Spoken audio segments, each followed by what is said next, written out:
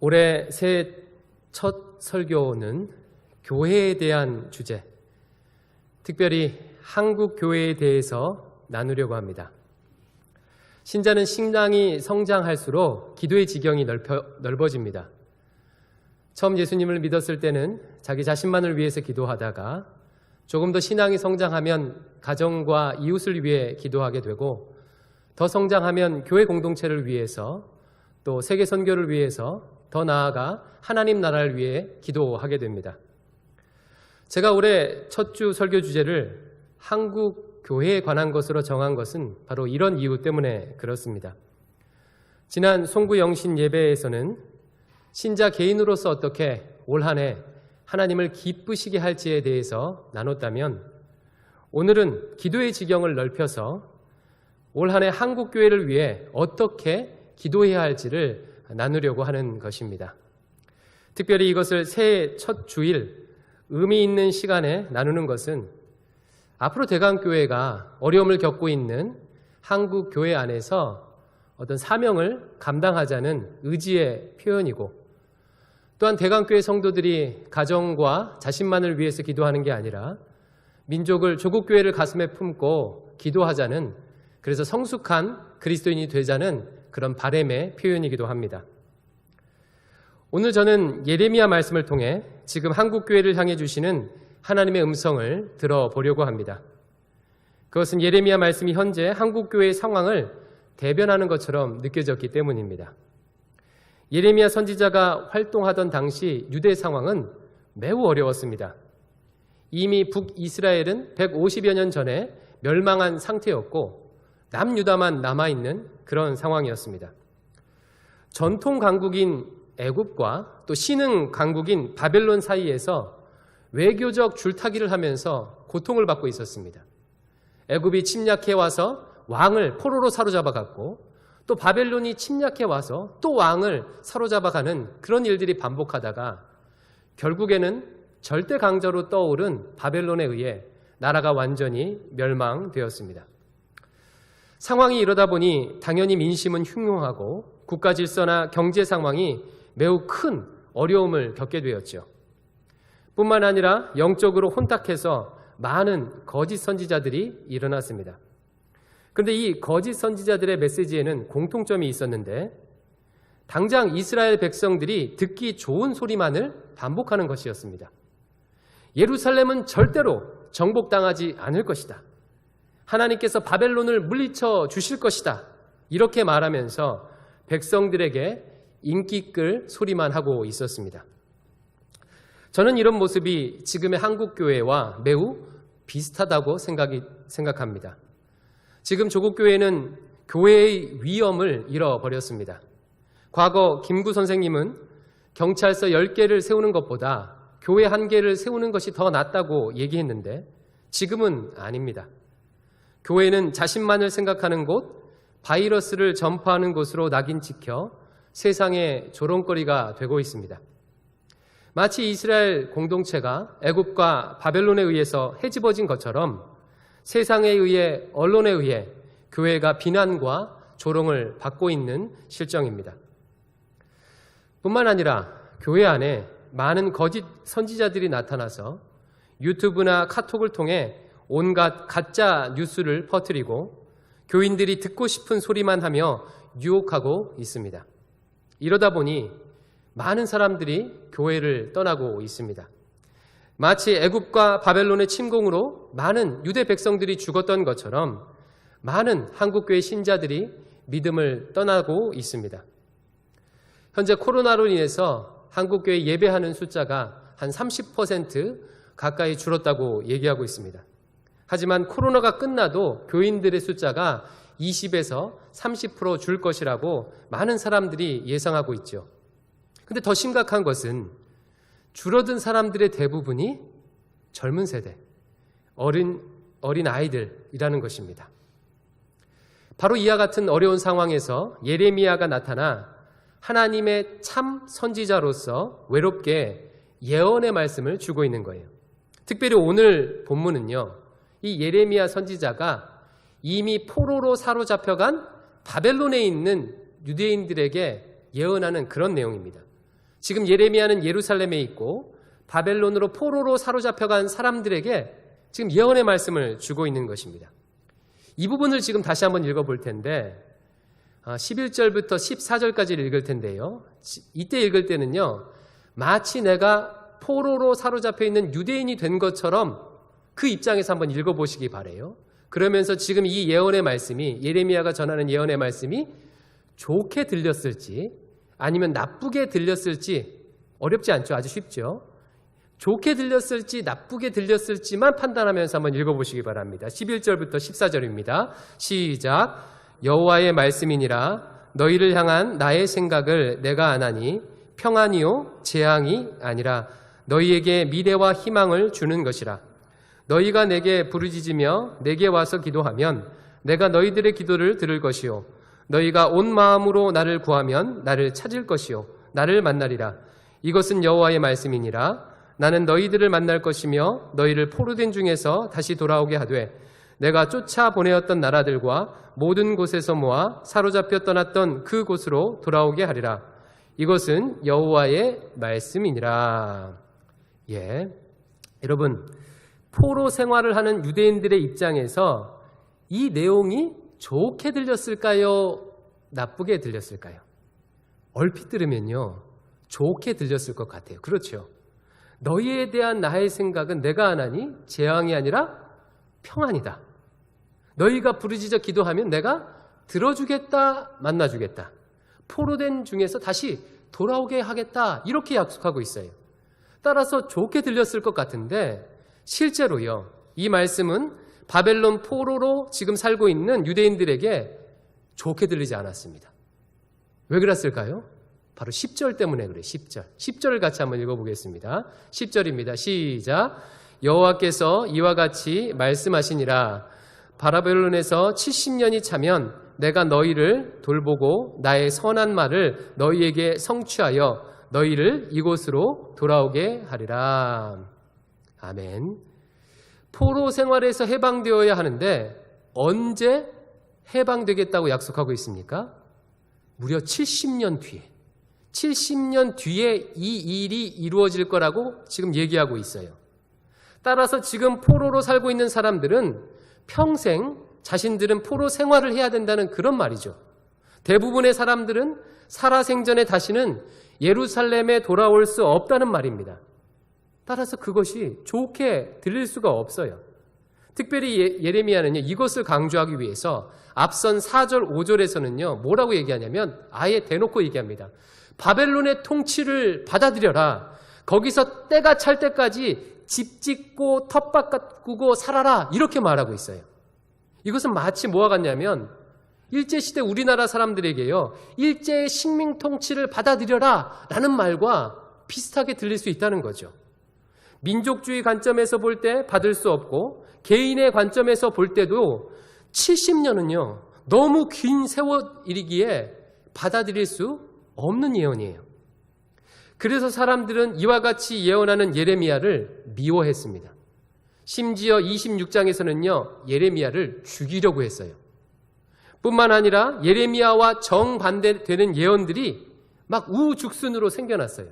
대표적으로 예레미야 28장 2절 3절에 보면요 하나냐라는 선지자가 일어나게 되는데 거짓 예언을 하면서 이렇게 말합니다.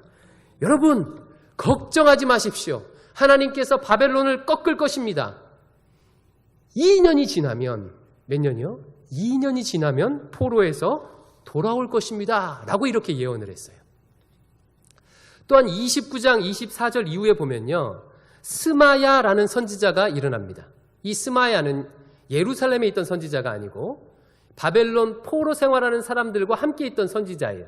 지금 예레미야는 예루살렘에 있었는데 이 스마야는 바벨론 포로 생활하는 사람들과 함께 있던 선지자인데 이 선지자가 예루살렘에 있는 제사장들에게 편지를 한 통 써요. 근데 그 편지의 내용이 뭐냐면요 이런 것 같습니다. 제사장들이요 왜 예레미야를 그냥 놔두고 있습니까? 지금 예레미야가 바벨론에서 뿌리내려 살라고 말하고 있는데 왜 예레미야를 혼내지 않습니까? 라고 편지를 보냅니다.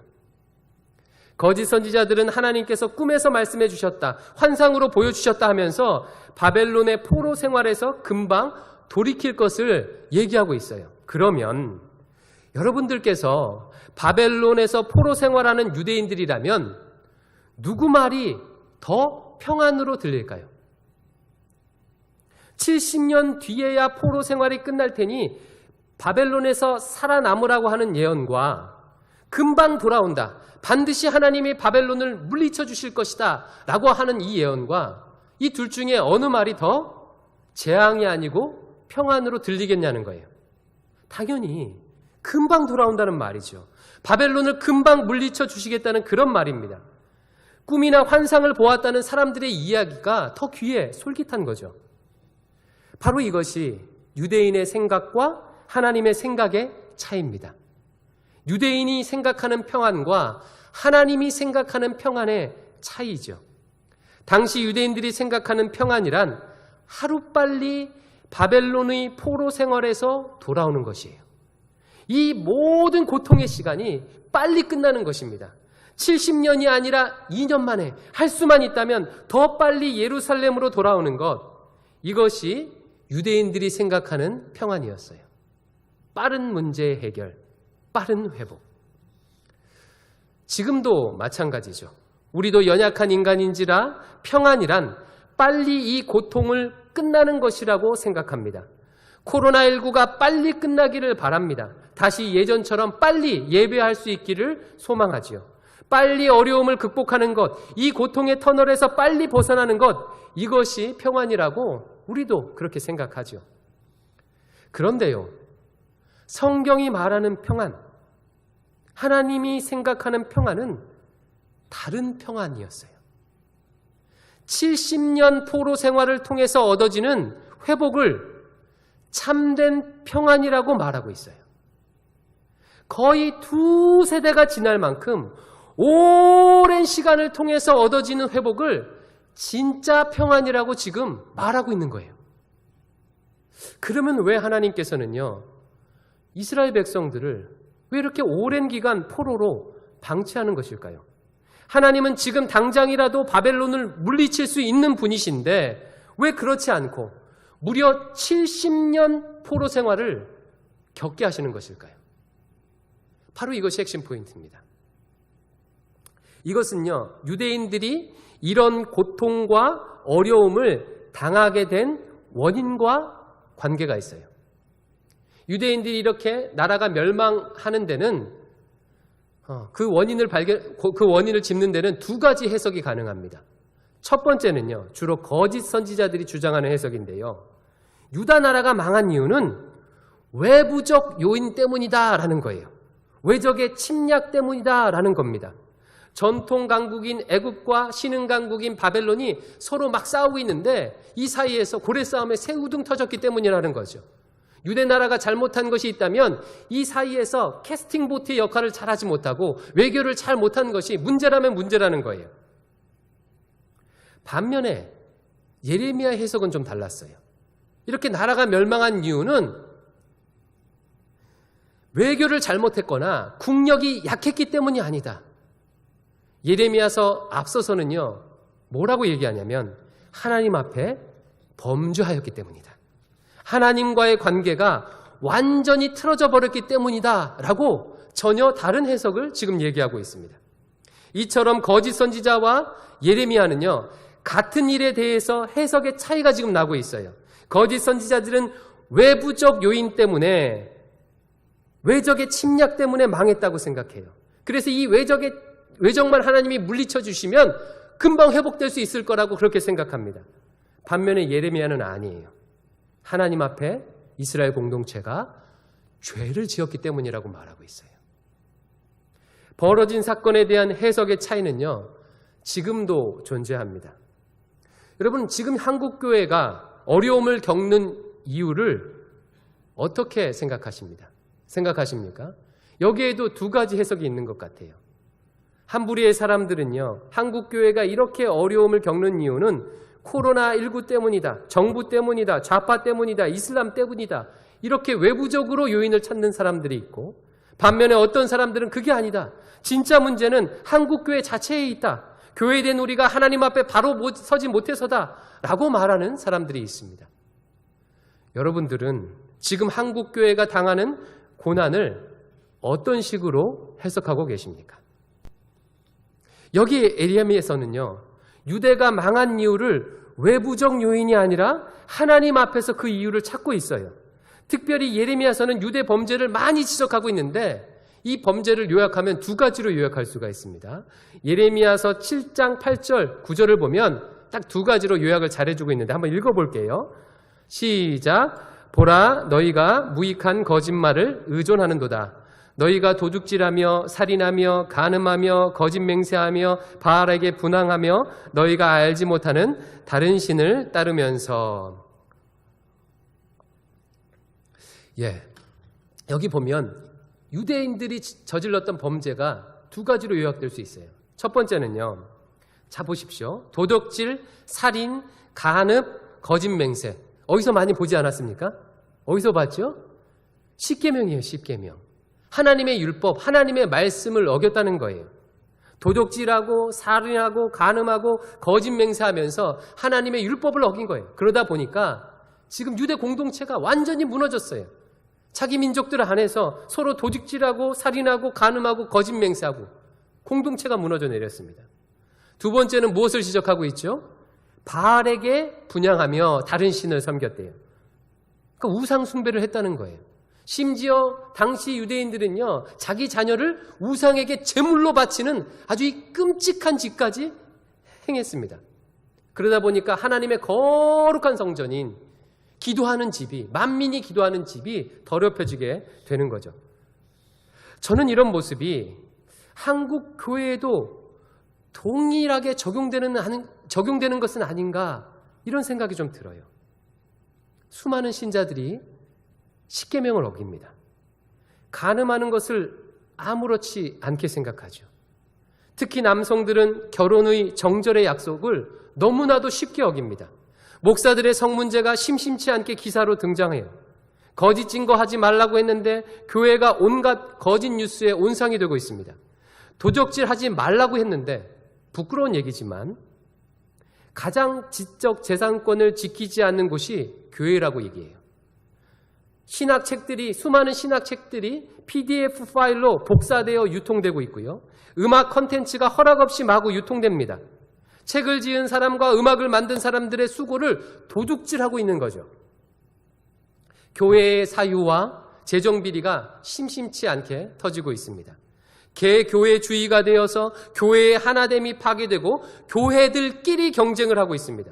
큰 교회 쏠림 현상이 일어나고 수평 이동이 너무나도 쉽게 이루어지고 있습니다. 자기 얼굴에 침 뱉는 것 같아서 너무 부끄러워요. 입에 다 담지 못할 지경입니다. 우상 숭배도 마찬가지죠. 과거처럼 눈에 보이는 우상은 없지만 눈에 보이지 않는 우상을 섬기고 있습니다. 제가 볼 때 한국 교회는요, 두 가지 우상을 섬기는 게 아닌가 싶어요.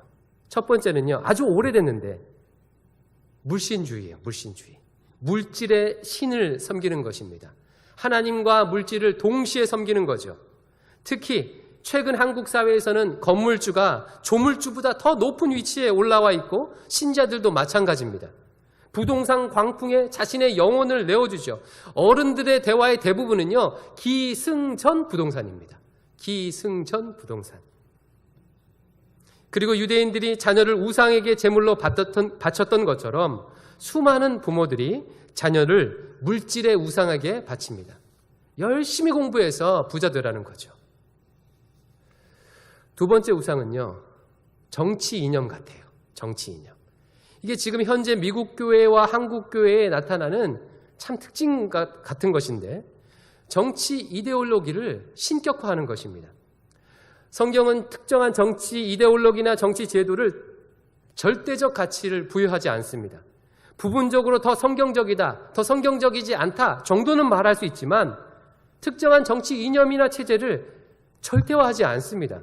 여러분, 결국 하나님 나라가 이 땅에 완성되면 모든 정치 체제는 예수 그리스도의 통치로 말미암아 끝나게 될 것이죠.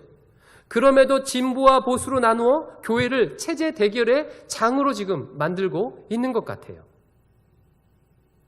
지금 이 예배를 드리시는 여러분들은 어떠십니까? 만약 이 가운데 누군가 어떤 정치 이념에 사로잡혀 있다면요. 그리고 이 앞에서 설교하는 제가 그 정치적 관점과 다른 관점을 가지고 있다고 생각되면 저와 여러분이 그리스도 안에서 한 형제 자매라는 것과 상관없이 저를 싫어하게 될 가능성이 매우 높습니다. 요즘 미국 교회와 한국 교회가요, 정치 이념에 따라 이렇게 교회가 모인다는 얘기가 들려요. 그러니까 교회는 어떤 곳이죠? 예수 그리스도를 구주로 믿는 자들의 공동체인데 그렇지 않고요. 예수 그리스도를 구주로 믿는 보수주의자들의 공동체, 예수 그리스도를 구주로 믿는 진보주의자들의 공동체, 이렇게 나뉘어서 모인다고 하고 있습니다. 같은 신앙의 유무보다 같은 정치 이념의 유무가 교회 공동체에서 더 중요한 기이한 우상숭배가 지금 벌어지는 건 아닌가 싶습니다. 여러분께서 하나님이시라면 유도 공동체 안에 이런 죄악이 있는데 그 죄악을 그냥 덮어준 채 당장 눈앞의 고통만 해결해 주겠습니까? 하나님은 절대로 그런 분이 아니셔요. 하나님은 죄악과 일절 타협하지 않는 분이십니다. 하나님은 완전하신 분이시기에 조금도 죄악을 용납하지 않으셔요. 70년의 기간은 바로 유대의 이런 죄악을 청산하는 기간이에요. 하나님의 이런 마음은 12절에 잘 나타나 있습니다. 12절을 같이 한번 읽어볼게요. 시작. 너희가 내게 부르짖으며 내게 와서 기도하면 내가 너희들의 기도를 들을 것이요. 지금 하나님께서 바벨론의 포로로 있는 사람들에게 무엇을 말하고 있습니까? 기도하라고 얘기해요. 그리고 기도하면 만나주겠다, 들어주겠다라고 얘기합니다. 이 말씀을 그냥 읽으면요, 이렇게 들려요. 너희들이 그동안 기도를 잘 안 했는데 이 포로의 기간 동안 기도를 많이 해. 그러면 내가 그 기도를 들어주겠다. 이렇게 읽히는데 그런 뜻이 아닙니다. 유대인들은요, 기본적으로 기도를 많이 해요. 정통 유대인들은 하루에 3번 기도하는 것을 철칙으로 지킵니다. 여기서 말하는 기도란 어떤 기도의 분량으로서의 기도를 의미하는 게 아니에요. 여기서 말하는 기도란 어떤 기도냐면 하나님을 만날 만한 기도를 의미합니다. 하나님을 만날 만한 기도. 그러면 하나님을 만날 수 있는 기도가 있고 그렇지 않은 기도가 있다는 말입니까? 그렇다는 거예요. 같은 기도라도 어떤 기도는 하나님이 만나주시는 기도가 있고 어떤 기도는 하나님이 만나주지 않는 기도가 있다는 거예요. 그리고 유대인들을 향해서 하나님이 만나주시는 기도를 하라고 지금 얘기하고 있는 것입니다. 이게 이 선지서에 나타나는 기도에 대한 아주 독특한 특징이에요. 이사야서 59장 1절 2절 같이 한번 읽어볼게요. 이사야서 59장 1절 2절입니다. 시작. 여호와의 손이 짧아 구원하지 못하심도 아니요 귀가 둔하여 듣지 못하심도 아니라 오직 너희 죄악이 너희와 너희 하나님 사이를 갈라놓았고 너희 죄가 그의 얼굴을 가리어서 너희에게 듣지 않으시게 함이니라. 이 말씀이 무슨 뜻입니까? 하나님이 귀가 둔해서 너희가 기도했는데 지금 못 드시는 게 그런 게 아니야. 너희 죄악이 너희와 하나님 사이를 갈라놓았어. 죄가 하나님의 얼굴을 가려서 기도를 많이 해도 듣지 못하게 한다는 거예요. 즉 기도하는 자가 죄를 품은 채 기도하면 그 기도가 하나님께 상달되지 못한다고 지금 말하고 있는 것입니다. 그런 기도는 하나님을 만날 수 없는 기도라는 것입니다. 우리 하나님은 거룩하신 하나님이시죠. 조금의 악도 없으십니다. 완전히 선하신 분이셔요. 하나님은 조금의 죄도 허락지 아니하십니다. 따라서 신자가 죄를 가진 채 당장의 고통만을 넘어서려고 기도하면 그 기도를 듣지 않으신다는 거예요. 얼굴을 그 신자에게 향하지 않으신다는 거예요. 이스라엘이 가진 문제는 바로 여기에 있었어요. 기도를 하긴 하는데 그 죄악이 여전한 채 우상 숭배하고 율법을 어긴 채 자기가 원하는 것만을 구하는 기도를 하는 거예요. 지금 당장에 바벨론의 압제에서 그 고통에서 벗어나기 위한 기도만 한다는 것입니다. 이런 기도는 하나님이 들으실 수 없다. 하나님을 만날 수 없는 기도다. 따라서 포로 생활 동안에 그렇게 기도하지 말고 하나님을 만날 수 있을 만한 기도를 해라. 그러면 만나주겠다. 라고 말씀하시는 것입니다. 그래서 13절, 14절에도 보면 기도하라고 말하면서 만남을 강조하고 있어요. 너희가 온 마음으로 나를 구하면 나를 찾을 것이요 나를 만나리라. 이것은 여호와의 말씀이니라. 나는 너희를 만날 것이며, 하나님을 만날 만한 기도를 하라고 말하고 있습니다. 무슨 뜻입니까? 죄악에서 돌이키라는 말이에요. 죄악에서 돌이키라. 하나님의 율법을 어기고 우상 숭배하는 그 죄악에서 돌이키고 하나님을 향해 기도하라는 것입니다. 그래야 포로 생활에서 돌이킬 수 있다는 것이고, 그렇게 되는 기간이 몇 년이에요? 70년이 걸린다는 거예요. 저는 이것이 한국 교회에도 그대로 적용된다고 생각해요. 한국 교회는요, 기도의 분량이 적은 것이 문제가 아닙니다. 물론 개개인들은 언제나 기도의 분량이 적다고 생각해요. 그리고 우리는 많이 기도해야 하죠. 하지만 전체적으로 한국 교회는 어떤 세상의 교회보다 기도를 많이 하는 교회입니다. 다른 나라에 없는 새벽 기도가 있잖아요. 지금도 대강교회 같은 경우도 보면요, 우리 출석교인의 10분의 1 이상이 매일 새벽 예배에 접속해서 기도하고 있습니다. 금요 초려도 있고 3일 밤 기도도 있고 통성기도, 여러 가지 기도, 작정 기도들이 있어요. 제가 미국 유학하면서 깜짝 놀란 게 하나 있는데, 미국 교회가 한국 교회의 기도를 배우려고 세미나를 열었어요. 한국 교회처럼 기도를 많이 하고 열심히 하자고 한국 교회 관계자들을 초청해서 세미나를 여는데, 그냥 일시적으로 여는 게 아니라 정기적으로 그렇게 하더라고요. 이런 한국 교회를 향해 하나님은 그냥 기도만 하지 말고 나를 만날 만한 기도를 하라고 지금 말씀하고 계신 것입니다. 하나님의 말씀을 교통법규만큼도 지키지 않는 그 죄악된 삶으로부터 돌이키라고 말씀하고 있는 거예요. 음란과 거짓, 도적질, 인격 살해를 멈추고 그 악으로부터 돌이켜 기도하라고 지금 말씀하고 계신 것입니다. 돈을 섬기고 부동산을 섬기고 특정 정치 이념을 신격화하는 우상 숭배로부터 돌이켜 기도하라고 말씀하고 계신 것입니다. 그러면 만나주겠다. 그러면 이 치욕스러운 침체에서 벗어나 교회의 교회됨을 회복시켜 주실 것이다. 이렇게 지금 하나님은 말씀하고 계십니다. 조국 교회는 코로나19 이전에도 누구라도 느낄 만큼 위기를 겪고 있었습니다. 그리고 코로나19로 이 위기는 더 가속화되고 있습니다. 이때 우리는 이 어려움이 빨리 지나가기만을 위해서 기도해서는 안 됩니다. 이 깊은 절망의 시기를 보내면서 조국 교회를 향한 하나님의 마음이 무엇인지 귀를 기울여야 합니다. 지금 필요한 것은 예전으로의 조숙한 회복이 아니라 조국 교회의 죄악을 가지고 하나님 앞에 회개하며 자복하는 기도가 필요합니다. 하나님께서 우리의 죄를 용서하시고 우리를 향해 얼굴을 드시도록 철저히 예수님의 십자가를 의지하며 주님의 보좌 앞에 나아가는 과정이 우리 가운데 필요합니다. 회복의 기간이 얼마가 되었든 상관없이 교회의 순결함, 교회의 거룩함이 먼저 회복되기를 기도하는 그와 같은 기도가 우리에게 필요합니다.